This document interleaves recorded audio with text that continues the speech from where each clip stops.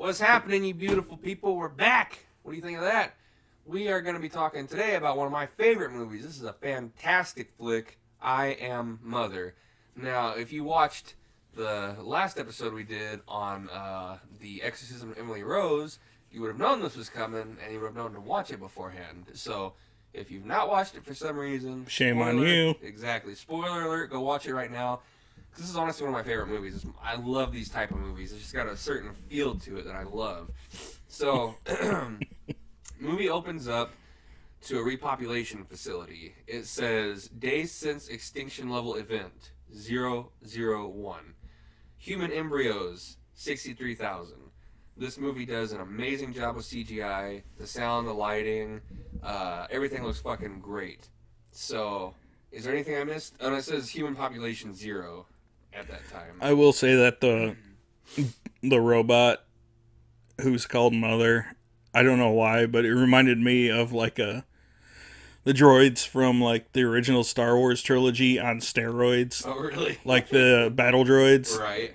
Now I can kind of see it. Yeah. With the one eye. And... Right. So yeah, there's your spoiler alert. There are robots in this movie. Well, just the one. But no, there's more. Well, maybe. I don't want to spoil the people.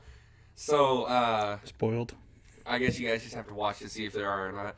So it shows this robot android thing that was really cool, like building itself or repairing itself, whatever it was doing. It takes a female embryo out and grows it to become a baby. And this happens very quickly. Yeah, basically the first 10 minutes is of this embryo growing up. Right. So the robot is a woman, supposedly. It's got a woman's voice. And it comforts the baby and is playing Moon River on its, like, Pip-Boy in its arm. You'll like that reference if you play Fallout games. See, I think that's why you like this movie so much, because it has a Fallout feel. Maybe. I don't know. There are other movies that I'm really wanting to do that I have the same feel that I can't explain that I really like. Like, one is called Level 13, I think, that I watched on Netflix. It's really good. I want to do a podcast on it sometime. Another one is called, like, The Circle. And there's another one. I don't know. I don't know how to explain the feeling that these movies give me that I like so much. But they're definitely different types of movies. Like, the Level 13 is about this all-woman's, like, dorm where they're all raised and grown up and go up different levels and learn how to be proper women and shit. So, I don't know what the aesthetic is that I like so much. But maybe we'll figure it out while talking about this. So, all of them, P.S., I would fuck this robot and call it mommy. I don't give a fuck anymore. You understand me? I would let her stick her finger in my ass. I don't care. I would gum up her internal gears. So, let's see here. She plays the Moon River, holds the baby while it cries. Then it goes to a montage of the baby growing up. And it's just a montage of crying. Wah, wah, wah, wah, wah, wah. The mother trying to teach it stuff. The kid, growing up. So then, the kid becomes an actual kid and asks why there are no babies and no other kids. And the robot says there were before the wars. So, ooh, what kind of wars? There was an extinction level event, and she's talking about wars. That's all we know so far. So, then after she says that, they go to bed. It skips ahead. It says now it's day 13,867 after extinction event. Which, if my math is spot on with that, it's 38 years. So, is there anything you want to add to that before I go on? I did note that the daughter shows signs of, like, at an early age of hating humanity and wishing she wasn't human. And... 100%. So, now, it shows the daughter again, and she's kind of grown up. But that's kind of weird, because she only looks 18 or 19. But it would make her 40 or plus years old if 38 years has gone by. Because she was like, 5, 6 when it showed her as a little kid? Something like that. So that gives you your first level of, interesting. If you're not paying attention to the numbers, though, and just watching the movie, you won't catch that little detail. But she looks 18 or 19. Definitely not 40 years old. So the mother comes up, they're talking. The mother has an issue with her finger and the daughter fixes it. So it shows that the daughter knows how to work on and fix the mother, and she's handy. Yeah, this young girl is basically like a fucking like robot tech specialist and fucking surgeon and all kinds of Right. shit. So then it shows this little bit of a, not a full-on montage, but it shows her exercising and in the classroom learning stuff. And she's exercising and the mother's like scanning her body and stuff. Like she's trying to make her as perfect as can be, it seems. We don't know anything yet. So then she's in the classroom getting ready for a test. And the mother, you know, she's getting stressed about that, yada, yada, yada. And the mother's, I don't remember what kind of test it was for sure. Like an exam based on like how she's doing, as opposed to like basically trying to make the perfect human. Right. So then it cuts her to her watching whatever old show that was, Johnny Carson or the Late Night Yep. Show or whatever. Okay. Johnny Carson. She watches it all the time. So she watches the Johnny Carson show, and then the lights end up flickering. And through some hunting and looking around when the lights go out, we find out that it's a rat. And so she gets the rat, fixes the cords, the wires that he chewed. And then the mother is totally like gangster about it. She throws that bitch in the fucking incinerator. And the daughter's like, we don't have to kill it. And she's like, yeah, we do. It could be contaminated with the disease from outside. So, holy shit. Now there's a disease. There's a war. Or she said contagion or whatever she said. Though, this is where I started having my doubts. Where she says, yeah, humans are all gone. Like, you can't go outside. There's this mouse. And she's like, well, did it come from outside? And the mother's like, oh, I highly doubt it. Right. And I was like, wait a minute. Right. Something's off here. It's a little funky. You keep the people warm. I'm going to blow my nose real quick. We're in the woods, folks. There's a lot of allergies. Are you guys nice and toasty? Are you warm like you said I was going to keep you? I'm sorry I left you guys with him. You guys want to cuddle? I hope you heard that. It was disgusting. You're welcome. Okay, we're back. Yeah, we're out here in the woods in a cabin, hence the name, and my allergies go crazy out here in this cabin. So, let's see here. So yeah, she cooks that thing to a crisp, then mother goes to sleep, and... Which I will say, like, there was an ominous shot of her when she's shutting down after she says, have I ever made a mistake? And it shows a shot of her shutting down that makes you feel like, okay, this bitch is lying about something. Right. So then through a series of events, the daughter goes to the front door and wants to try and go outside, or is it because she didn't hear the person until after she opened the door, right? She was getting the suit on, getting ready to go outside, then she heard someone yelling. Right. So it's a 2-layer door. So she opens the first door and then sees the lady and she's like, help, I've been shot, I need help. So she gives her a suit. And she's like, you could be unclean and sick, you gotta put the suit on. And the lady's like, I've been shot. So the alarm goes off that the door got opened and it wakes mother up. And that shit is so crazy looking. The way she runs. It's like this crazy Terminator run, but like you said, like a Star Wars droid kind of. Yeah, and for the doors, for people who like Star Wars, they look like blast doors. What they call blast doors. Yeah, they do. But yeah, the way... I'm pretty sure, like, part of this movie, the robot is kind of sort of CGI, but I'm pretty sure there's also, like, a human suit version, too. Right. But yeah, if you saw her running like that at you in real life, it would be fucking scary, because she was moving, Jack. She looked like an Olympic sprinter, but wearing, like, 100 pounds of, like, robot armor. Right. So the daughter lies to the mother, and she's like, I just opened it for a second, blah, blah, blah. And she's trying to hide the fact that this lady is now, in the second, or in the... Like, in between the blast doors. In between the blast doors, right. So, what would they call that? Like, you enter the first set of doors, and then there's, like the spray to decontaminate you. Yeah, exactly. So then we get to the daughter letting the woman fully in, and the woman's, like, out of it, so she reaches in her bag and sees she has a gun, so she takes it. The woman wakes up, and the daughter's like, are you, she starts talking about the contagion outside. And the like, how did you survive? Right, and the woman's like, who put that in your head? What contagion? She's like, what are you talking about? Right, and it's like, oh, shit. So, it's just this long scene of the daughter trying to get stuff to heal up the chick's gunshot wound, the chick hiding from mother. And, yeah, the woman who's played by Hilary Swank, who I really don't like many movies she's in. She was like, oh, a robot shot me, a droid shot me. Oh yeah. She's let's see here. I lost my spot in my notes. So yeah, it gets to the point where the chick's like, "Give me my gun back, quick! There's a droid in here." And the daughter's like, oh, "What are you talking about?" And she's like, "Mother." And the chick's like, "Did you just call that dozer mother?" And its friends outside shot me, and there's more like her. And then the daughter's like, "There's more robots. What? There's more droids?" So she's like, "Give me my gun." They fight about it for a bit. Then she gets the gun and shoots the robot a couple times. I use robot, but it's really an android. So the android's charging at her, and she shoots it a couple times. And mother pushes her against the wall, and then the daughter's like, "Wait, blah blah blah blah blah blah blah." So the mother takes her, and she's like, "We're gonna try and treat your wounds."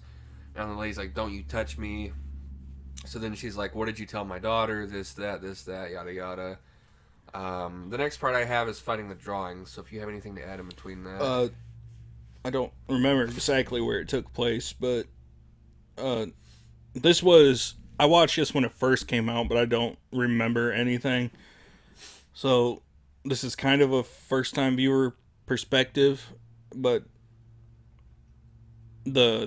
she said a robot shot her, but mother says that the bullets didn't match. that's a little bit later. And that, well, they kind of go over it a little bit to where, because I have it in my notes here, where she said another robot shot her, and mother's like, no, another human shot her. So it kind of has this feeling like, is woman trying to, at least I thought, is the woman trying to turn her against mother, or is she actually telling the truth? So, you were 90% right on that. What the mother said, though, was the bullet matched her own gun. So she thought she might have shot herself to try and, like, fake, I've been drinking, don't judge me. Nothing but judgment here, boss. So, let's see here. The daughter looks through her bag and sees drawings of people and asks about them. The chick gets pissed about her looking through her stuff. And she's like, "So there's others?" And she's like, "I'm not going to tell you shit." She's like, "You helped trap me in this cage. This was all your plan. You're sick. And you want to do the same to my friends."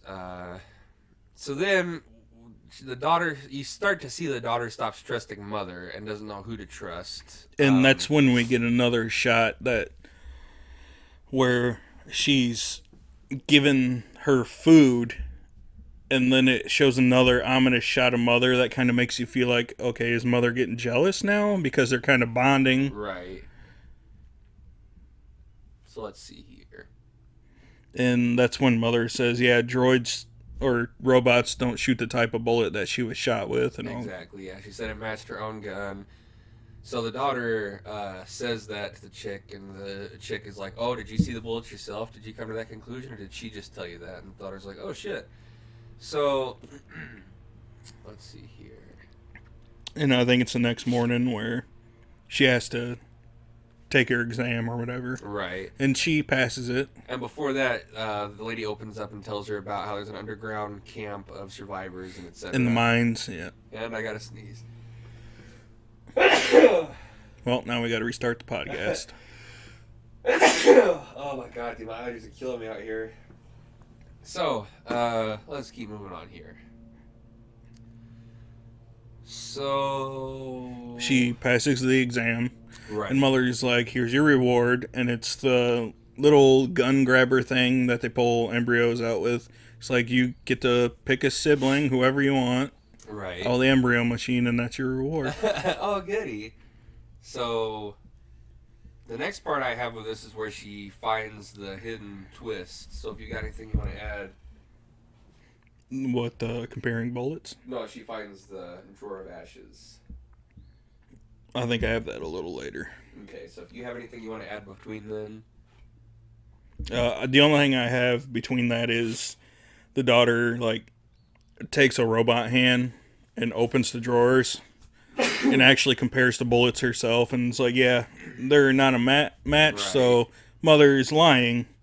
And then that's when she opens, like, the embryo case and sees there are a bunch missing and finds the previous exams from others. Uh-huh. And then she finds the human remains in the furnace. So what it turns out is that daughter that we saw growing up at the beginning was not this same one. And that's why she doesn't look 40s, because it's not the same one.